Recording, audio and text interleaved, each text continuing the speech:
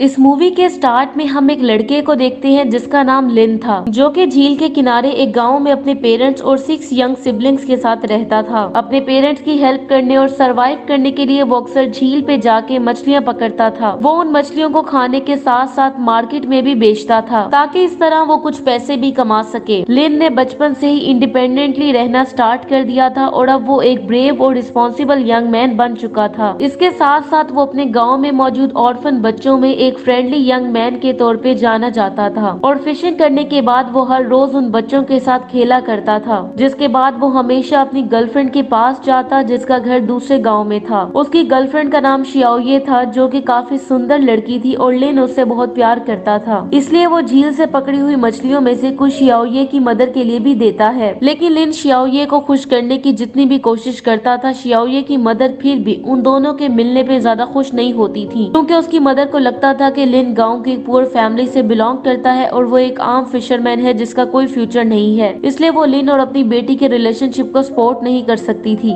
Next scene में हम देखते हैं कि एक रात पायरेट्स की आर्मी शियाओये के गांव में पहुंचती है और वहां अटैक कर देती है। उस आर्मी को एक सुर्ख बालों वाला आदमी लीड कर रहा था, जो कि सभी लोगों को बड़ी बेरहमी से मार देता है और गाँव की सभी लड़कियों को होस्टेज बना लेता है। वो लोग उस पूरे गाँव को आग लगा देते हैं और गाँव के लोगों की कीमती चीजें लूट लेते हैं। शियाओये जो ये सब कुछ देख रही थी, फौरन से अपनी मदर को ढूंढने के लिए जाती है और उनके पास पहुंचकर उन्हें वहां से भागने के लिए कहती है। लेकिन तभी एक पायरेट उसकी मदर को उसकी आंखों के सामने मार डालता है। ये देख के वो रोने लगती है और उस पायरेट के साथ लड़ने की कोशिश करती है, लेकिन वो पायरेट उसे उठा के दूर फेंकता है। और जब वो पायरेट शियाओये की ब्यूटी को देखते हैं तो वो उसे होस्टेज बना लेते हैं ताकि उससे स्लेव के तौर पर काम ले सके। नेक्स्ट डे जब लिन अपने घर से निकलता है तो उसे शियाओये के गाँव की तरफ से आसमान पे धुआं उठता हुआ दिखाई देता है, जिसे देखकर उसे ये एहसास हो चुका था कि वहाँ पायरेट्स ने अटैक किया है। इसलिए वो शियाओये को बचाने के लिए फौरन से उसके गांव की तरफ भागने लगता है। लेकिन जब वो वहाँ पहुँचता है तो काफी देर हो चुकी थी, क्योंकि सभी लोग मारे जा चुके थे और पायरेट्स के अटैक से पूरा गाँव डिस्ट्रॉय हो चुका था। और जब वो शियाओये के घर पहुँचता है तो उसे वहाँ सिर्फ उसकी मदर दिखाई देती है, जिनकी डेथ हो चुकी थी। वो शियाओये को हर तरफ ढूंढने लगता है, लेकिन वो उसे कहीं भी दिखाई नहीं देती। लिन को वहाँ शियाओये का रुमाल मिलता है, जिसे देखकर वो रोने लगता है और शियाओये को पुकारने लगता है। नेक्स्ट डे हम देखते हैं कि लिन शियाओये को ढूंढने के लिए अपने घर से निकल पड़ता है, क्योंकि उसे इस बात का पूरा यकीन था कि शियाओये अभी तक जिंदा है। और जाने से पहले वो अपने पेरेंट्स और सिबलिंग्स को गुड बाय कहता है, जिसके बाद वो घने जंगल से होता हुआ शहर की तरफ जाने लगता है। और उसका इरादा शियाओये को ढूंढने के साथ साथ नेवी सोल्जर बनने का भी था, ताकि वो फ्यूचर में अपने विलेज को पायरेट्स के अटैक से बचा सके।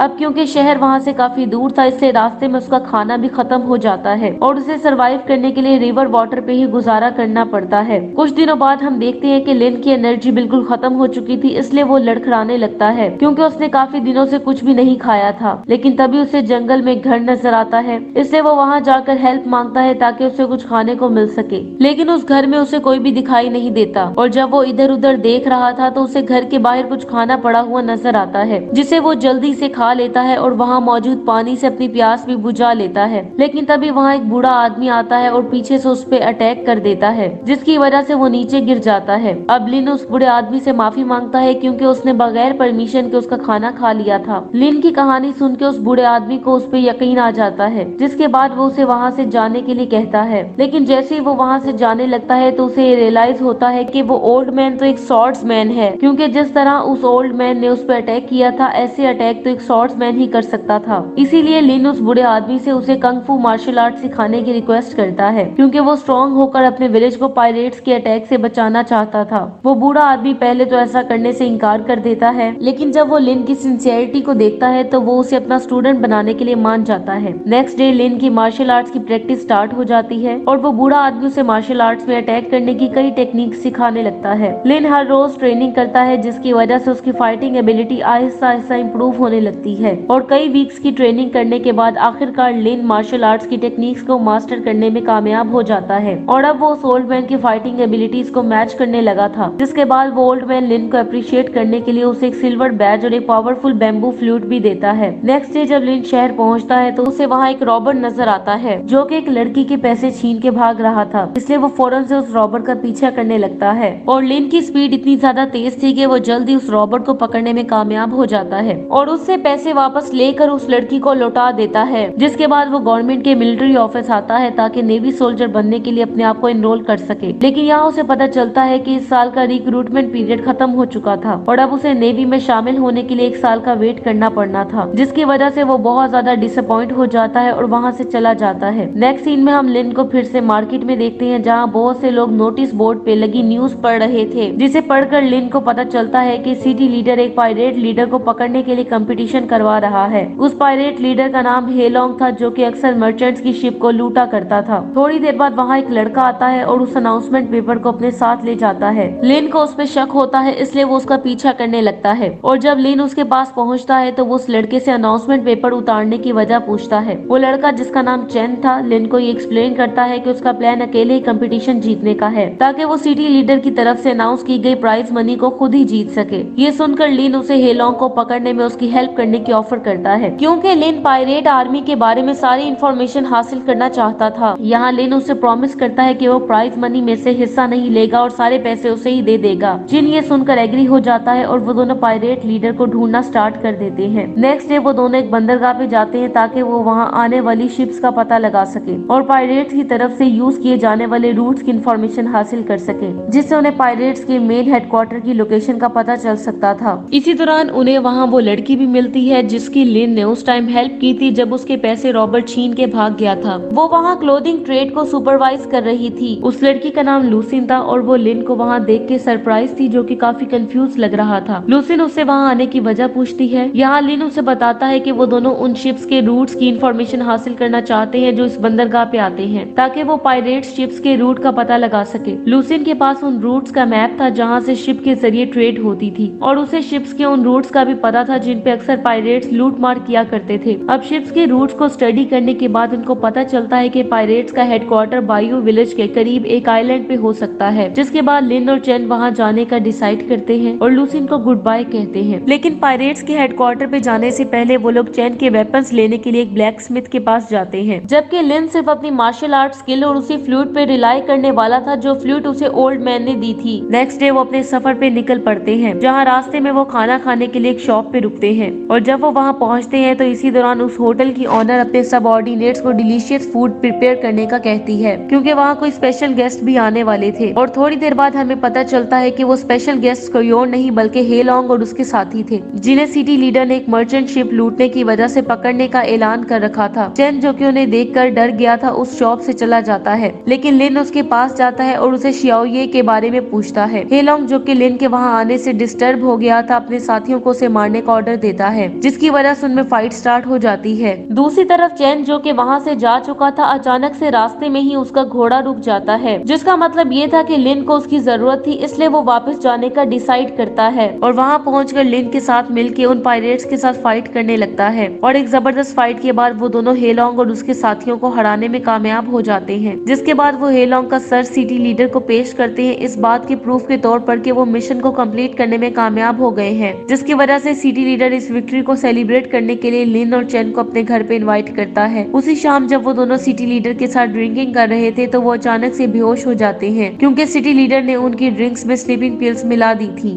यहाँ हमें पता चलता है कि सिटी लीडर ने उनको धोखा दिया था और उसने जानबूझ के कंपटीशन अनाउंस किया था और वो उन्हें कोई प्राइज नहीं देने वाला था। जिसके बाद सिटी लीडर पायरेट्स आर्मी के पास जाता है और चेन और लिन को उनके हवाले कर देता है, क्योंकि सिटी लीडर ने उन पायरेट्स के साथ सीक्रेट डील की हुई थी और उसने कंपटीशन इसलिए अनाउंस किया था क्योंकि वो पब्लिक को अपना अच्छा इमेज शो करना चाहता था और इसके बदले उसने पायरेट्स को कई प्राइजेस देने का प्रॉमिस किया था, जिनमें से एक उन लोगों को उनके हवाले करना था जिन्होंने हेलोंग को मारना था। नेक्स्ट सीन में हम लिन और चेन को पायरेट्स शिप पे बंधा हुआ देखते हैं, जहां पायरेट्स आर्मी का हेड उन्हें सॉर्ड्स के जरिए इंजर करने लगता है और इसीलिए वो दोनों पेन की वजह से चिल्लाने लगते हैं। शियाओये भी वहाँ मौजूद थी और अब पायरेट्स आर्मी का हिस्सा बन चुकी थी। ये सब कुछ जब देखती है तो उसे बहुत दुख होता है, इसीलिए अब वो उनकी हेल्प करने का डिसाइड करती है और मौका मिलते ही वो लिन और चेन को फ्री कर देती है, जिसके बाद वो दोनों वहाँ से भाग जाते हैं। नेक्स्ट सीन में हम देखते हैं कि शियाओये लिन के वुंड्स का ट्रीटमेंट करने लगती है। लिन, जो कि अपनी गर्लफ्रेंड को इतने दिनों बाद मिल रहा था और उसे जिंदा देख के काफी खुश लग रहा था, जिसके बाद हम देखते हैं कि वो तीनों पायरेट्स का मुकाबला करने के लिए प्लान बनाने लगते हैं, जो कि नेक्स्ट डे लिन के गाँव पे अटैक करने वाले थे। लिन को ये यकीन था कि अगले दिन पायरेट्स उसके विलेज पे अटैक करने वाले हैं, इसलिए वो पायरेट से लड़ने के लिए गाँव के सभी लोगों को इन्वाइट करते हैं और जब लिन उन लोगों को सारी बात बताता है तो गाँव के लोग उनका साथ देने और उन पायरेट से लड़ने से स्वीकार कर देते हैं और वहाँ से भाग जाने को प्रेफर करते हैं। लेकिन खुशकिस्मती से गाँव की यूथ लिन और उनके साथियों का साथ देने के लिए तैयार थी, जिसके बाद वो सब मिलकर गाँव के आसपास बहुत सारे ट्रैप्स लगा देते हैं, जिसके बाद वो अपनी पोजीशन संभाल के पायरेट्स का वेट करने लगते हैं। नेक्स्ट डे जब पायरेट्स की आर्मी वहाँ पहुँचती है तो वो उन ट्रैप्स में फंस जाते हैं जो लिन और उसके साथियों ने लगाए थे, जिसकी वजह से लिन, चेन, शियाओये और उनके साथियों को मौका मिलता है और वो पायरेट्स की आर्मी पर अटैक कर देते हैं और यहाँ उनमें जबरदस्त फाइट होने लगती है और काफी देर की लड़ाई के बाद लिन और बाकी विलेजर्स मिलके पायरेट्स की आर्मी को हराने में कामयाब हो जाते हैं और बहुत से लोगों को प्रिजनर्स बना लेते हैं। मूवी के लास्ट सीन में हम देखते हैं कि लूसी लिन से मिलने आती है और उसे बताती है कि शियाओये पायरेट्स के हेडक्वार्टर पे मौजूद होस्टेजेस को छुड़वाने वहाँ चली गई है और शियाओये ने उसे लिन को ये बताने के लिए भी कहा था कि अब वो हेडक्वार्टर में मौजूद होस्टेजेस के साथ मिलकर उसी आइलैंड पे रहेगी, क्योंकि शियाओये की तरह बाकी होस्टेजेस के पेरेंट्स भी मारे जा चुके थे और उनके वहाँ रहने से क्रिमिनल्स दोबारा से वहाँ नहीं आ सकेंगे। ये सुनकर लिन शियाओये के इस डिसीजन को एक्सेप्ट कर लेता है और इस काम में उसकी हेल्प करने के लिए वहाँ से निकल पड़ता है। इसी के साथ ही मूवी एंड हो जाती है। Thank you so much for watching.